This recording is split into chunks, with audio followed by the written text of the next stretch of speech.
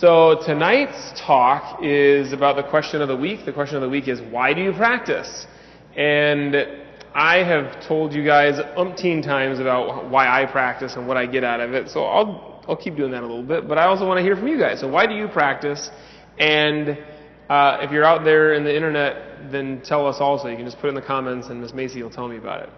So I'll start a little bit with my own reasons. And a lot of people start with one reason, or one is the most pronounced, and this is usually, in my experience, either something that is very painful in your life that you feel like you need to deal with. It's I'm incredibly out of shape and I'm worried about my health. It could be I've been attacked in the past and I'm concerned about being able to defend myself.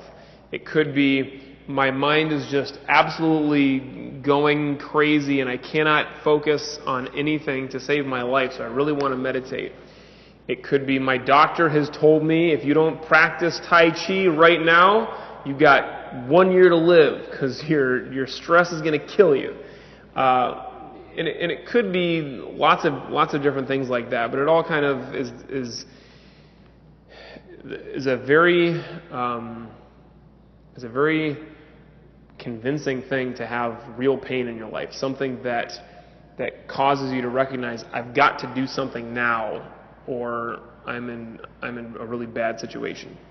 The other reason is from something happy, some kind of pleasure. It's like I just love doing this so much.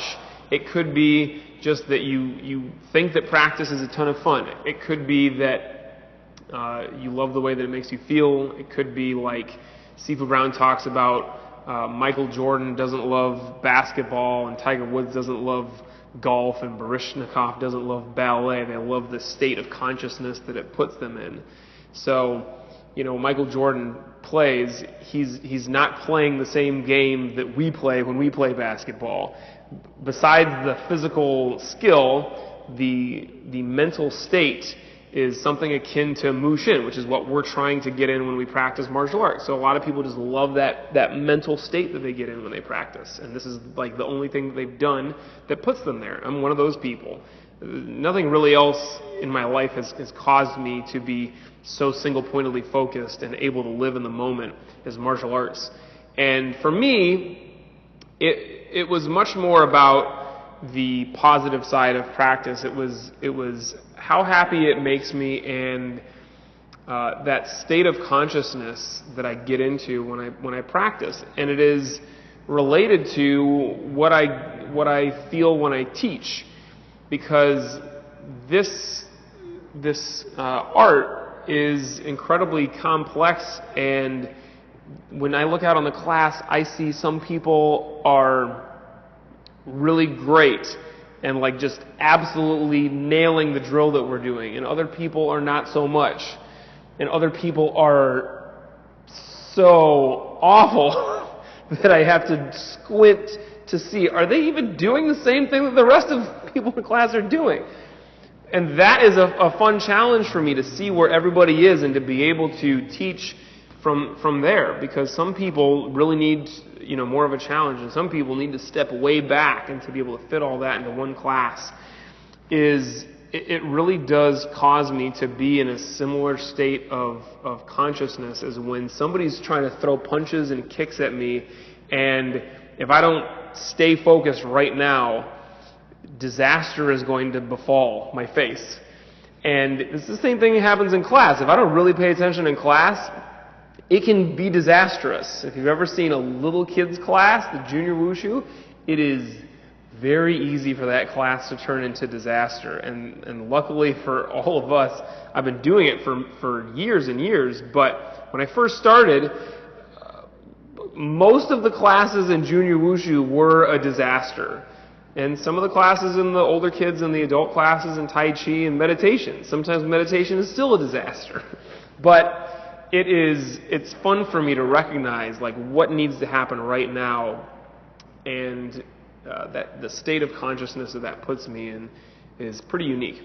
So now I want to hear from you guys. Why do you practice? This could be, what do I get out of it now? Like, why do I keep practicing? This could be, why I started practicing, but give me something a little bit more than I wanted to get a good workout. And just drop the mic. Like, tell me something that I can go off of. You guys out there too, typing away your comments. So who can give me something good? And don't think it's got to be better than everybody else's, or it has to be better than what Sifu just said. Just anything.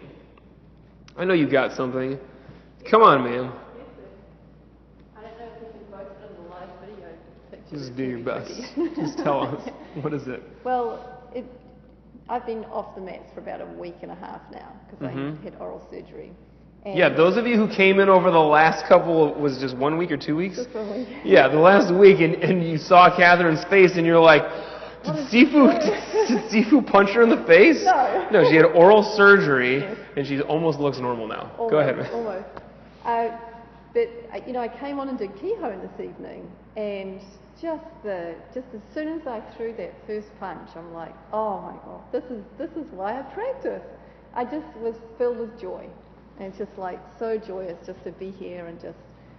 What is it that you think is so joyous? Because most people would just throw a punch and think, this is hard, I don't like this, or what are we doing here, I suck at this, or whatever else it is. So what is about throwing techniques that you think, besides and there's definitely a part of it, and this is true for most people, the physical workout feels great. It makes you feel amazing. And if you're not getting that, if you're not sweating and then leaving class with a little bit of that like elation of, I just worked really hard and now I feel great. If you're not leaving with that, then you should leave with that. Are you fixing the camera right now, ma'am? I'm hoping she's pointing at who is. Can you see both of us?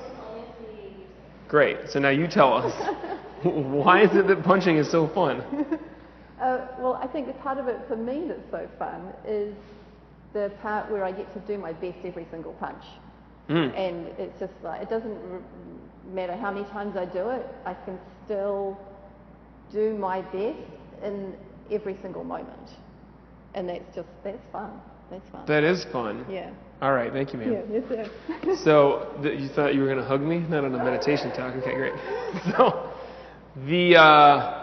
the opportunity, this really speaks to me because this is exactly what I got early on in my practice. The opportunity to try your best every time and not really be as concerned about like what am I getting back out of it.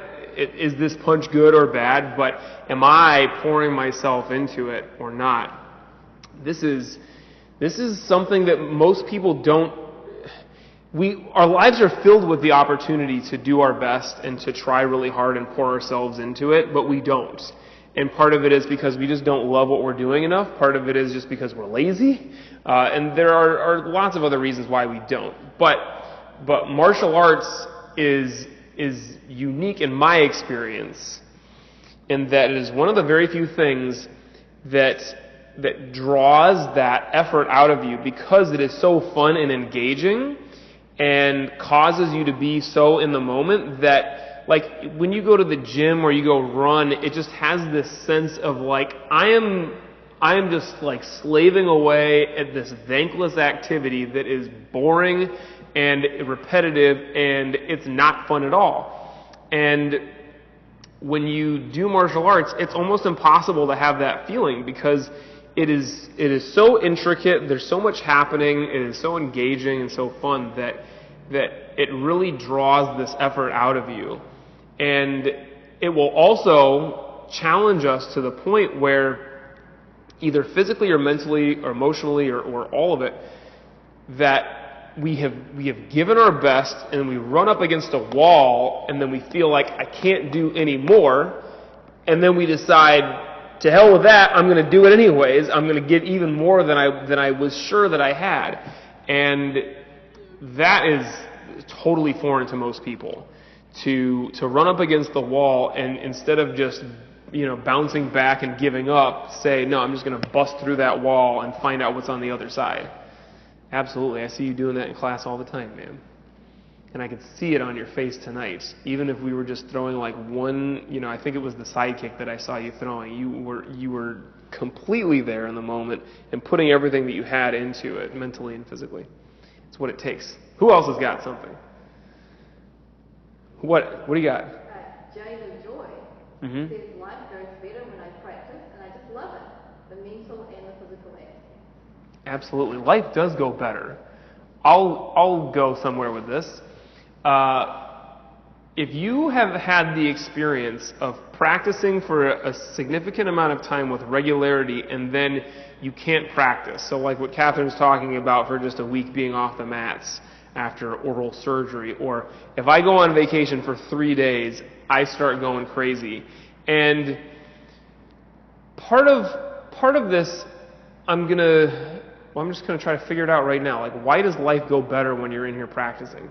I think that it is because it gives us something to focus on that is bigger than ourselves. It gives us something to focus on that's fun and engaging. It does give us the workout and help us, stay healthier and happier in that way. I think that there's something really huge about the dojo being a place where you go to recharge your batteries, and it seems like counterintuitive because you come in here and you just kill yourself in class, and then you leave and somehow you feel more energized. It's especially like over the next few days because you have to spend energy to get energy. But also, it's the people here. Again, I think that martial arts in my life has been pretty unique. Only very few places have I been besides the dojo where you go in and there is like this kind of energy and camaraderie and experience that you have with other people where we're all like bringing each other along and like propping each other up and getting better. It is unfortunately just kind of counter to what society and the world has caused us to become, where we're always just competing against each other and trying to drag each other down.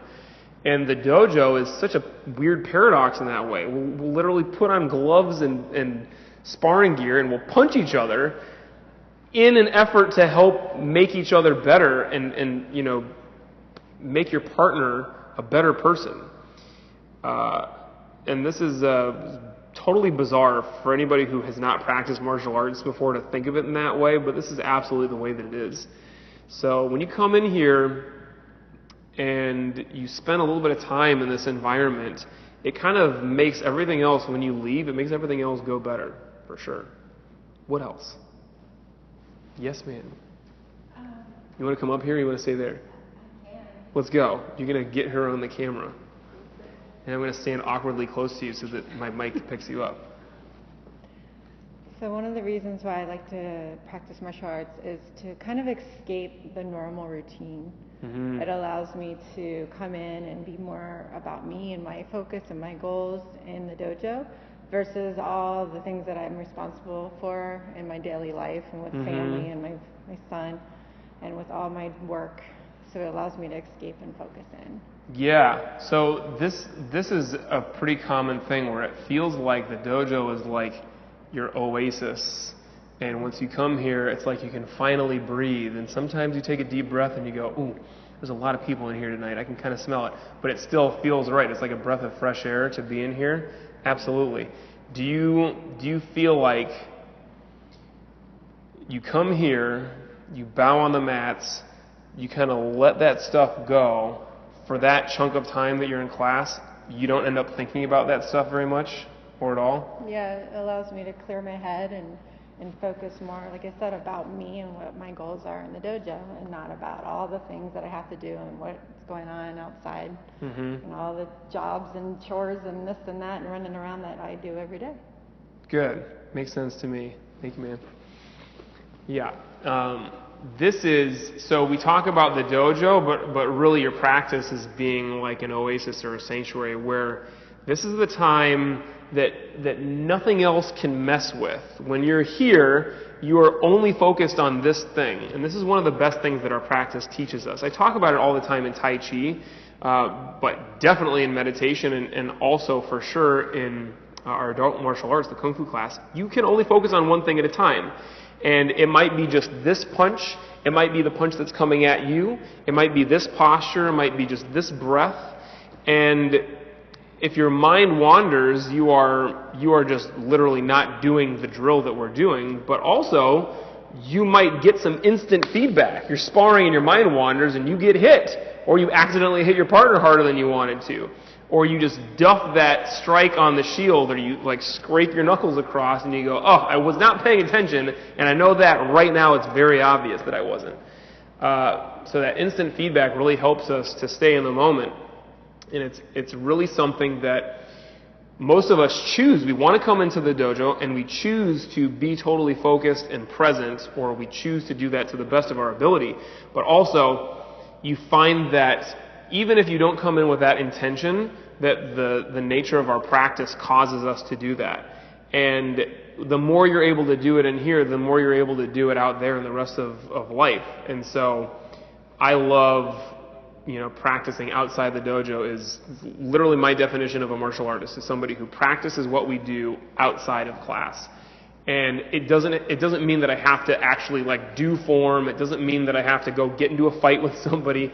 It doesn't even need to mean that I'm stretching or meditating. It could just mean that I am, being present. I'm being in the moment. And I have found my life, especially over the last few years, filled with these moments where I catch myself doing something, and it's usually something mundane, like washing the dishes, or having a conversation over email or whatever, and I find myself thinking, ugh, when is this going to end? I can't wait for this to be over. I can't wait to do the next thing. And I find myself laughing at myself, which is very important, because that is really the opposite of what we're doing with our practice. And when I remember this and I laugh at myself, then I'm able to, in that moment, be in whatever that task or activity is in the same way that we are in practice, just totally mindful and in the moment, because we're going to die someday, most likely, unless science really gets its act together. But we're going to die, and we're going to get to the end of all of this and recognize that this was all just a succession of moments. This was all of life, is just an opportunity here, taken or missed. An opportunity here, taken or missed, to be present, to be with the people in our lives, to be with ourselves the way that we want to be. And it should not depend on the activity that we're doing. Now, on the other hand, you can really decide to place yourself in the kind of environment or the kind of activity that draws that out of you. And I think that's a smart thing to do. But you can't control that 100%. So try to take this out into everything else that you do. See how that changes things. And don't forget to laugh at yourself. Anything else? You got nothing? Yes, ma'am. You want to get up here or stay there? Okay, tell us about it. First of all, it's really a lot of fun, but Mm-hmm. also there's always something that can be improved, and there's always something more. There's always something else that's coming, and it's exciting. Yes.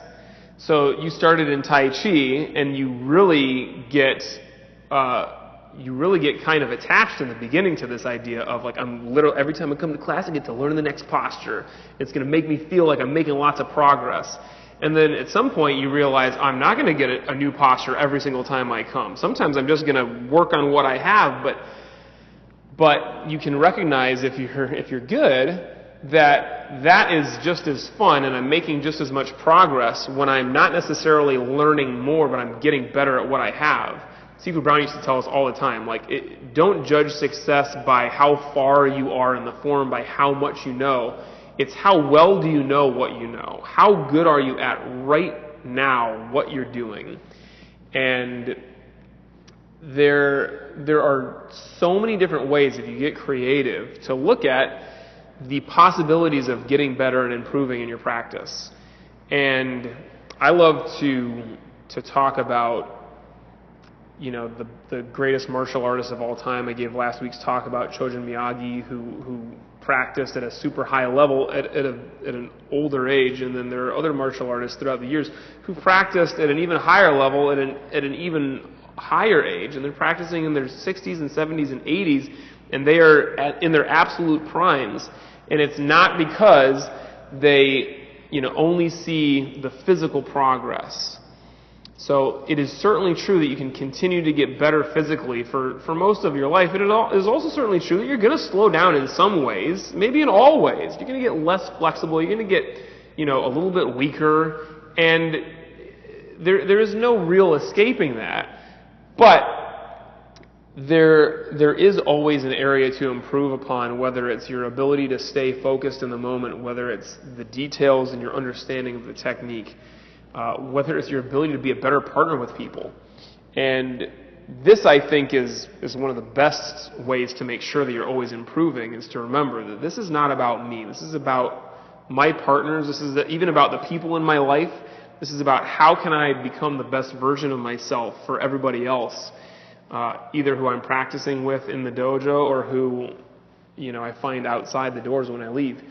And this kind of understanding of recognizing there's always something to get better. There's always something to tweak. It could be a centimeter or a millimeter, and that's the difference between the technique working and not working. It's the difference between being in the moment and not. It's the difference between giving up and deciding, this is as good as I'm going to get. I'm just going to start kind of backsliding in practice and in life.